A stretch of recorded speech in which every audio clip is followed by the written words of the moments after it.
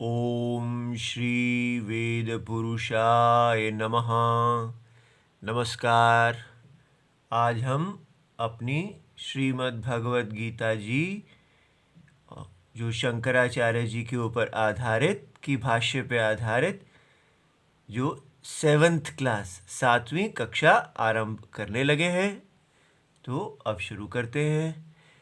ये शंकराचार्य जी हैं और ये हमारा श्लोक है जो ओम, जिसको हम देखेंगे आज हम इस पूरे श्लोक का अर्थ देखेंगे। तो आरंभ करते हैं। ये भगवद गीता, श्रीमद् भगवद गीता बुक नंबर 10 गीता प्रेस की बुक है, जिसमें श्रीमद् भगवद गीता जी हैं और उसमें शंकराचार्य जी का भाष्य है। और अभी हम उनके भाष्य का भूमिका ले रहे हैं, उपोद्घाता भूमिका। और भूमिका में मंगल श्लोक, पहला जो श्लोक है उसका मंगल श्लोक, उसको देख रहे हैं। ठीक है, तो आरंभ करते हैं।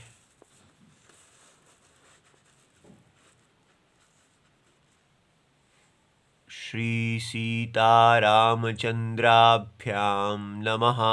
नमो गुरुभ्यः। अथ कालदेवताः श्री संवत् 2080 पौष कृष्ण पक्षः। ये पौष मास है, आपको पता हो, सर्दी का उसका कृष्ण पक्ष चल रहा है। खर मास है अर्थात एक्स्ट्रा मास है। आज अमावस्या है। आज से कृष्ण पक्ष समाप्त हो जाएगा, कल शुक्ल पक्ष आरंभ होगा। आज गुरुवार है, थर्सडे, और पूर्वाषाढ़ा नक्षत्रम है और दक्षिणायनम चल रहा है, हेमंत ऋतु है। ओम तत्सत। श्री शंकराचार्याय नमः। अब हम देखते हैं, जो हम नारायण परो व्यक्तात् देखते आए हैं, वो ये पूरा श्लोक है। इसको आज हम अच्छी तरह देखेंगे। श्लोकः भाष्य भूमिका आरंभिक मंगल श्लोक। जब कोई भी कार्य करते हैं उससे पहले भगवान का नाम लेके एक मंगलाचरणम करते हैं। तो भगवान शंकराचार्य जी इस भाष्य को लिख रहे हैं, तो अपने भाष्य को लिखने से पहले उन्होंने भगवान को याद किया है। तो ये सारा श्लोक भगवान के रूप को बताने वाला मंगल श्लोक है। और साथ ही साथ ये हमें ये भी बता देता है कि भगवद गीता में का विषय क्या है। ये ही नारायण ही भगवद गीता के विषय हैं, प्रतिपाद्य विषय हैं, प्रकाश्य विषय हैं। अर्थात वो जो भगवद गीता किस विषय को कहने लगी है, आपको बताने लगी है, तो वो हम देखते हैं। इसका उच्चारण ऐसे किया जाता है जितना हमें आता है। ओम नारायणः परो व्यक्ताद् अंडमव्यक्तसंभवम् अंडस्यान्तस्त्विमे लोकाः सप्तद्वीपा च मेदिनी। इस प्रकार आपको इसको उच्चारण करना सीख लेना चाहिए। एक बार फिर सुनिए। ओम नारायणः।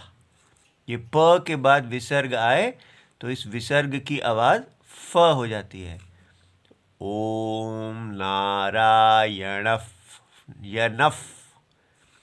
ओम नारायणः परो व्यक्ताद् अंडमव्यक्तसंभवम् अंडस्यान्तस्त्विमे लोकाः सप्तद्वीपा च मेदिनी।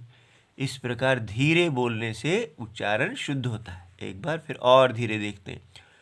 ओम नारायणः परो व्यक्ताद् अंडमव्यक्तसंभवम् अंडस्यान्तस्त्विमे लोकाः सप्तद्वीपा च मेदिनी। इसको ये छपे हुए में देख लेंगे तो वहाँ मेरे में कुछ उतना गलती भी हो सकता है। ये देखिए, ओम नारायणफ फ, ओम नारायणफ परो व्यक, ये है, इसका उच्चारण नहीं किया जाता, तो ये ऐसे इसको अवग्रह का चिन्ह कहते हैं। ओम नारायणफ परो व्यक्ताद अंडम अव्यक्तसंभवम्।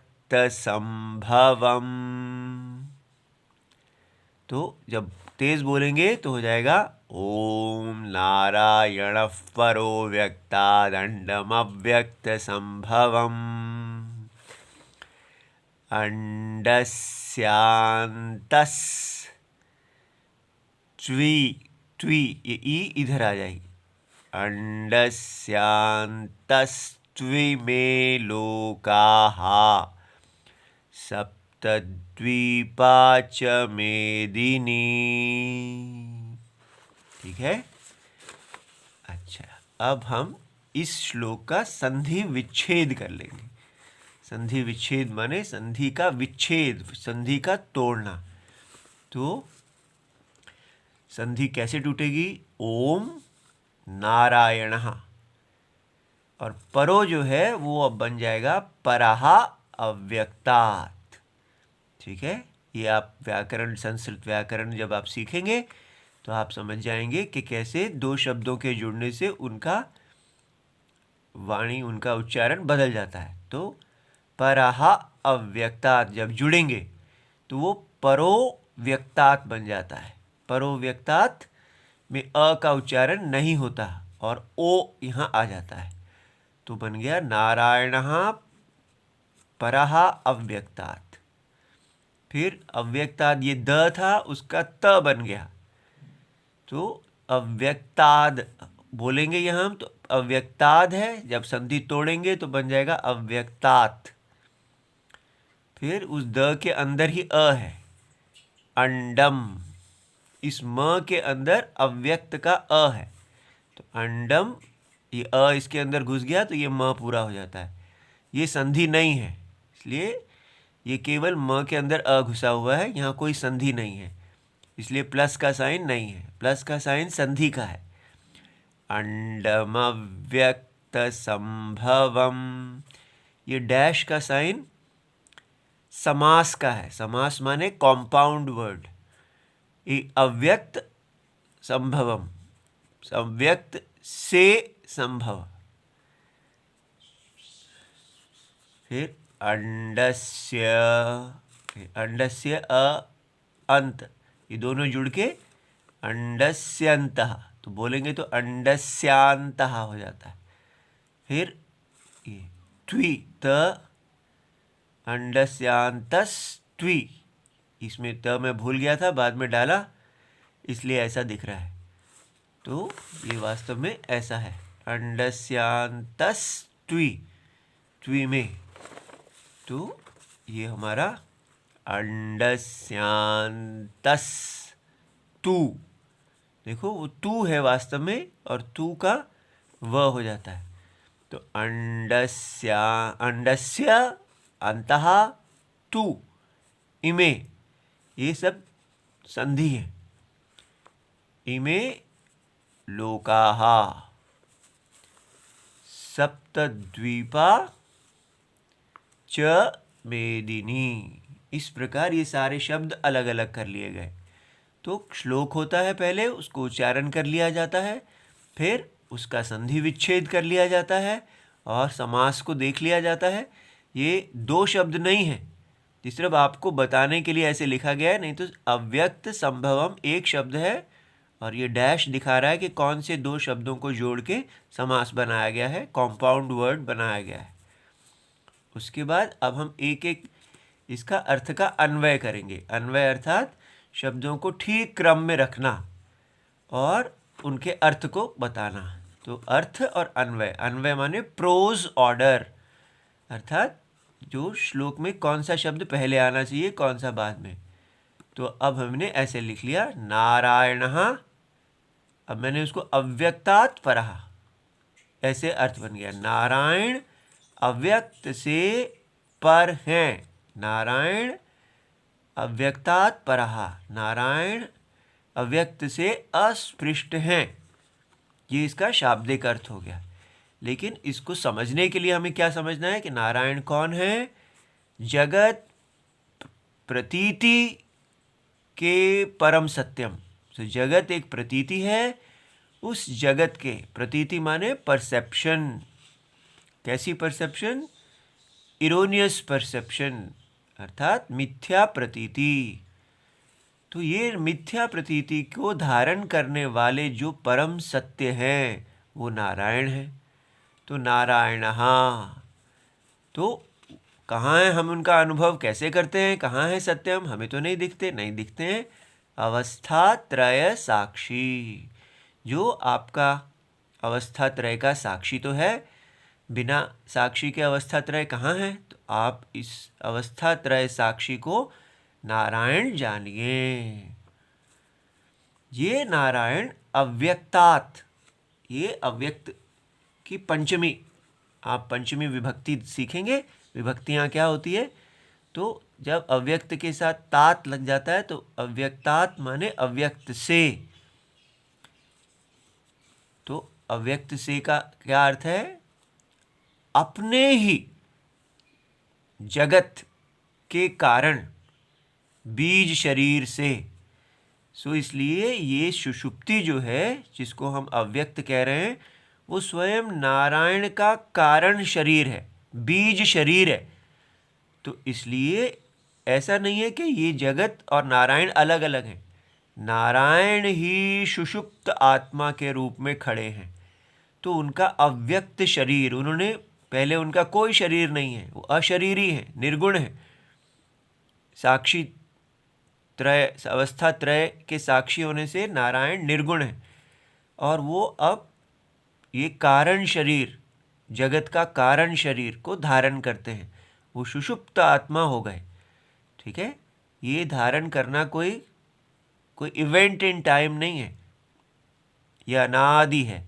उन्होंने अव्यक्त कारण शरीर को धारण किया हुआ है। तो वो केवल अज्ञान, अविद्या के, इग्नोरेंस के पॉइंट ऑफ व्यू से, ये बस धीरे धीरे आपके दिमाग में बैठ जाएगा। इससे घबराना नहीं है, बिल्कुल सरल, लेकिन धीरे धीरे ये बात समझ में आ जाती है। सो नारायण अव्यक्त से, अपने ही जगत के कारण शरीर, बीज शरीर से अस्पृष्ट है, असंग है। व्यक्ति कहे कि अरे व्यक्ति अपने ही शरीर से असंग है। हाँ, ये आप अपने अंदर भी देख सकते हैं कि आप साक्षी हैं, और आपने जो शरीर धारण किया हुआ है, चाहे वो सुषुप्त शरीर है, स्वप्न शरीर है और जागृत शरीर है, ये साक्षी सदा शरीर से असंग है। शरीर के टूटने से साक्षी नहीं टूटते। शरीर के बच्चे होने से साक्षी बच्चा नहीं हो जाते। शरीर के युवा होने से साक्षी युवा नहीं होते। शरीर के वृद्ध हो जाने से साक्षी वृद्ध नहीं होते। वो बताते हैं कि मैं बच्चा था, मैं युवा हूँ, मैं युवा हो जाऊँगा, लेकिन फिर भी उसको धारण करते हुए भी उसके साक्षी ही रहते हैं। ये अनुभव है हमारा। तो इसलिए ये इस अनुभव को दिखाया गया। तो वेद केवल जो पहले ही अनुभव में है उसको पॉइंट कर रहे हैं, ना कि कोई नई चीज़ बता रहे हैं, कि कुछ क्रिएट नहीं कर रहे। ऐसा है। अच्छा, तो ये पहले श्लोक का अर्थ आपको अच्छी तरह, इसको शाब्दिक अर्थ, और इस पे आप मनन करेंगे, समझेंगे कि ये कैसे असंगत्वम है। ये असंगत्वम ही पूरे शास्त्र की जान है।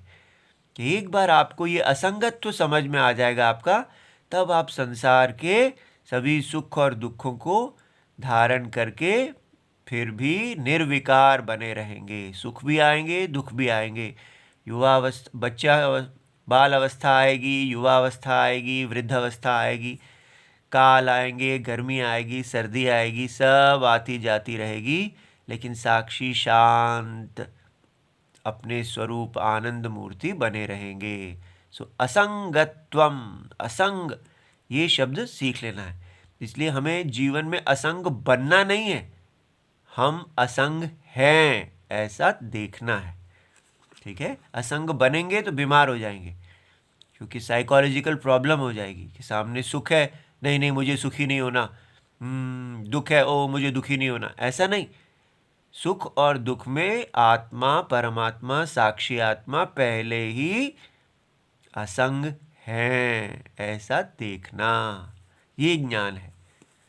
अब आगे प्रश्न आता है। प्रश्न, परमात्मा अपने जगत कारण शरीर से क्यों पर है, क्यों अस्पृष्ट है? उत्तर दिया जाता है, ऐसा होने का कारण यह है कि नारायण का कारण शरीर सुषुप्ति, जो कारण शरीर है वो सुषुप्ति है, माने पूरी सुषुप्ति नारायण है। पूरे जगत की जितनी सुषुप्ति है,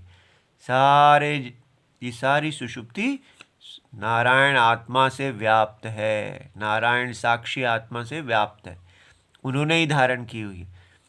केवल वस्तु अज्ञान, अर्थात नारायण स्वरूप के बारे में अज्ञान, अज्ञान का मतलब फैक्ट इग्नोरेंस, कि उनको नहीं जानना, पॉइंट ऑफ व्यू की दृष्टि से सिद्ध है।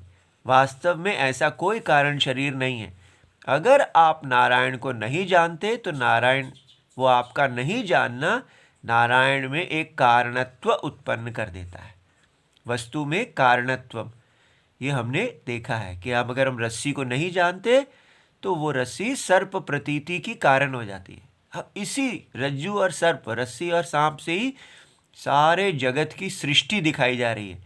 हम सोचते थे वो सांप जो दिखता है रस्सी में वो क्या है, तो वो कहाँ से आ गया, उसको किसने बनाया है? बस वो जैसे ही ये सृष्टि, जैसे वो सांप है वैसा ही ये सृष्टि है, प्रतीति दिखती है किंतु विचार करने पर नहीं है। तो अब आपको कारण शरीर समझ में आ गया कि क्यों परत्व का कारण क्या है, क्योंकि वो सत्य ही नहीं है, और सत्य ही हमेशा असत्य, अज्ञान से अस्पृष्ट रहता ही है। तो ये इसमें कोई मैजिक नहीं है, ये समझना है कि वेद किसी मैजिक की बात नहीं कर रहे। मैजिक की बात होती तो ये ज्ञान का विषय नहीं होता, ना ये बिलीफ की बात है।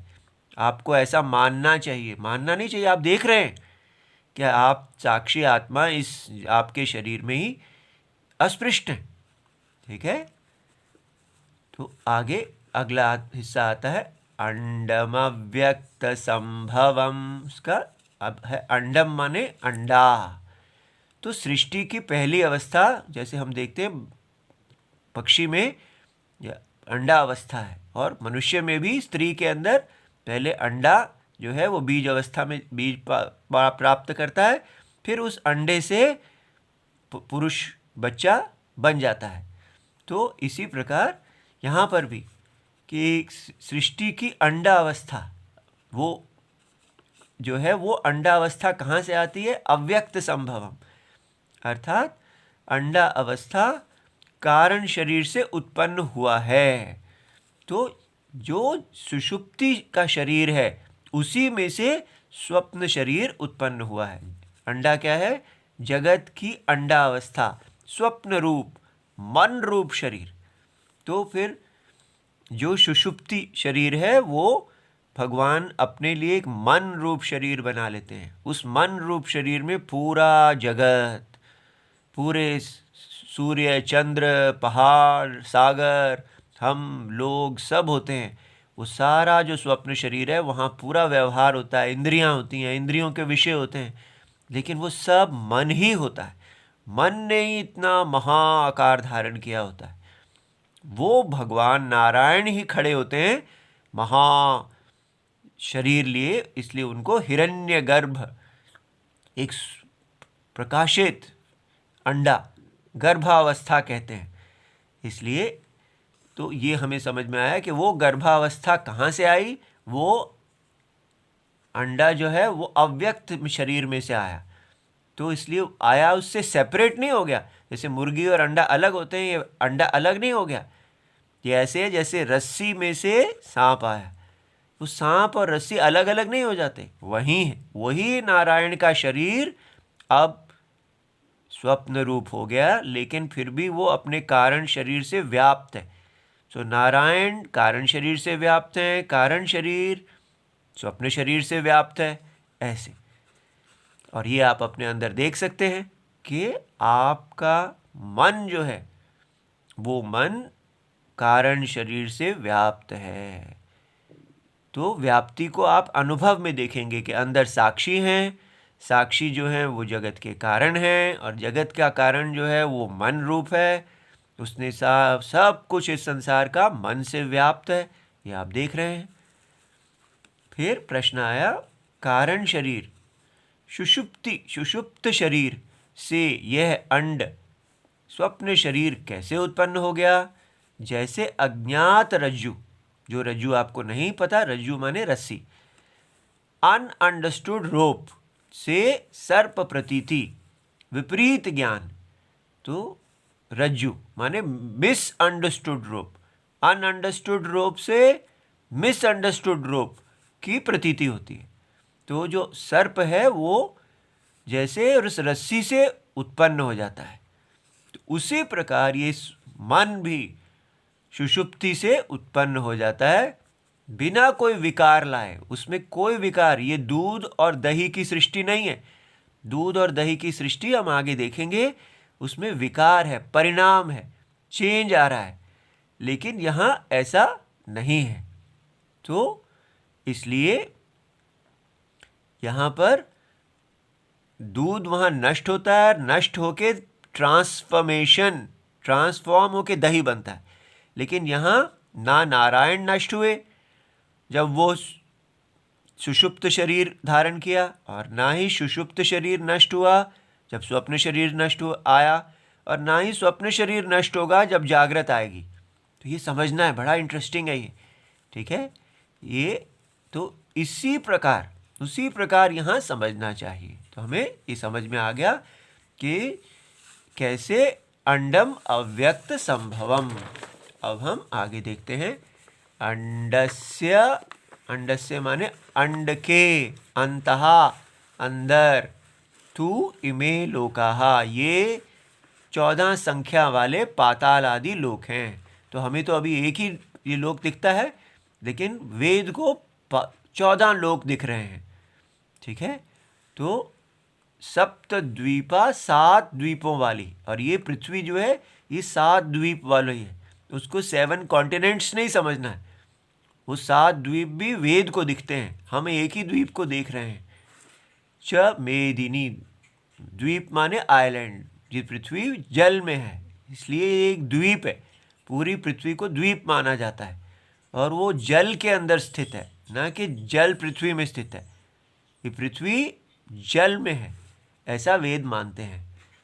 तो च मेदिनी, पृथ्वी भी है। तो इसलिए क्या क्रम है सृष्टि का कि नारायण कारण शरीर धारण करते हैं, कारण शरीर में अज्ञान के कारण स्वप्न उत्पन्न हो जाता है, स्वप्न शरीर आ जाता है, और स्वप्न शरीर के अंदर जागृत शरीर आ जाता है। इस प्रकार नारायण 3 शरीरों को धारण किए हुए हैं, और उसमें जो अभिमान है, और वो अभिमान नारायण उससे मुक्त हैं सदा। तो वो अगर उन्होंने कहा नारायण परा अव्यक्तात्, वो सुषुप्ति शरीर से अस्पृष्ट हैं, असंग हैं, तो इसका मतलब हुआ कि स्वप्न शरीर से भी असंग हैं और जागृत शरीर से भी असंग हैं, क्योंकि वो इन तीनों को मिथ्या देखते हैं। नारायण ज्ञान स्वरूप हैं, इसलिए जैसे नारायण तीनों शरीरों को धारण करते हुए भी असंग रहते हैं, सत्य असंग रहते हैं, वैसे ही हमें भी देखना चाहिए। तो कार्य शरीर की अर्ध विकसित अंडा भाव केवल मन बुद्धि है। तो अंडा से, अंडा शरीर जो है वो कार्य शरीर है, उसकी पहली अवस्था अर्ध विकसित अवस्था अंडा है। तो वो केवल मन बुद्धि, उस बुद्धि के अंदर रहते हुए कार्य शरीर मन के ही जो है के अंदर ये 14 संख्या वाले पाताल आदि लोक हैं। ठीक है, तो इस तरह पाताल, सुतल, वितल, इस प्रकार करके आपको आगे हम देखेंगे, 14 लोकों को हम देखेंगे, पर अभी आप यही समझ लीजिए वो कौन सी, वो सारा जागृत शरीर। सो यह जागृत का विराट शरीर, ये जो जागृत स्थूल शरीर है, इसको भगवान नारायण का विराट शरीर कहते हैं। विराट कोहली नाम आपने सुना है ना, वो विराट यही है, जागृत शरीर। तो यह जागृत का विराट शरीर है, जिसके तलवे अर्थात नीचे के जो पैर का नीचे हिस्सा है, टोज नहीं, नीचे का फुट का पूरा सोल, फुट की सोल, SOLE होता है, वो तलवे जो हैं पाताल हैं। और इस प्रकार हम एक एक अंग को देखते जाएंगे कि जैसे जैसे ऊपर जाएंगे तो 14 लोक सारे विराट के हैं, ऐसी कल्पना की जाती है। तो अब से हम पूरा ये जागृत को साक्षात विराट भगवान रूप से देखना है। तो इसलिए हम सब कुछ हमारा सब नारायण ही हो जाता है कि ये जगत पूरा का पूरा 3 शरीरों वाले नारायण हैं, और वो तीनों ABC नहीं है, वो जल में लहर, और फिर वो लहर एक और, उसी के अंदर एक और, फिर उसी में ही एक और, ऐसे। तो यहाँ तक समझ में आ गया श्लोक पूरा। अब हम जल्दी से इसका सार देख लेते हैं। यह सृष्टि अवस्था त्रय लक्षण वास्तव में परम सत्यम, निर्गुण निर्विकार, निर्गुण निराकार। तो ये जो सृष्टि अवस्था है, ये अवस्था त्रय लक्षण, जी सृष्टि क्या है, अवस्था त्रय लक्षण वाली, वास्तव में परम सत्यम, निर्गुण, निराकार, स्वयं सिद्ध, अपने आप को स्वयं सिद्ध करने वाले, स्वयं प्रकाश, अपने आप को स्वयं प्रकाशित करने वाले परमात्मा के 3 शरीर हैं। ठीक है, सुषुप्ति कारण शरीर है, स्वप्न सूक्ष्म कार्य शरीर है, और जागृत स्थूल कार्य शरीर है। कॉजल बॉडी और इफेक्ट बॉडी, लेकिन इसमें subtle effect body and gross effect body. तो परमात्मा इस सभी समष्टि माने अनंत असीमित शरीरों को धारण करते हैं। तो ये तीनों समष्टि शरीर हैं, और वही समष्टि शरीर के अंदर हमारे व्यष्टि शरीर हैं। व्यष्टि माने सीमित शरीर, पार्ट बॉडी। परमात्मा पार्टलेस होल हैं, और हम जो शरीर धारण किए हुए हैं वो पार्ट्स हैं। इस प्रकार भगवान ही, परमात्मा ही सभी जीवों के एक अविभाजित आत्मा है।